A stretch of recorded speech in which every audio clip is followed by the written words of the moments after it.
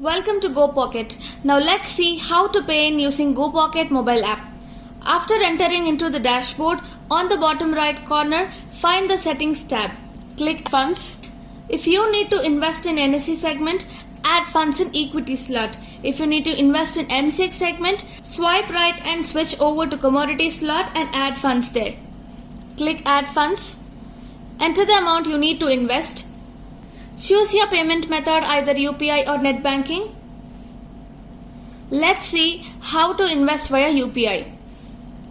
Click UPI and open with any of the UPI apps of yours and complete the payment process. Now let's see how to pay in using net banking. In the Add Funds slot, enter the amount, choose the needed segment and select net banking. Payment will be via Razorpay and it will show the fees breakup. Check the same and click Continue. It will redirect you to the bank's net banking page. Complete your transaction and your payment will be successful. Let's check out how to give withdrawal request. Click Withdraw.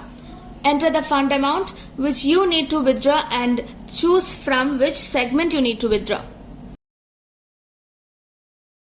Remind that only if your payout request is before 8:30 am, it will be processed the same day.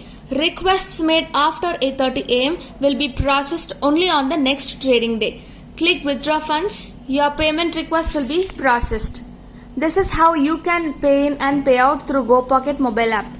So with these many features that are incredibly simple and user-friendly, our app is designed to make your experience seamless. Dive in and start exploring today. Your trading journey begins here. Thank you.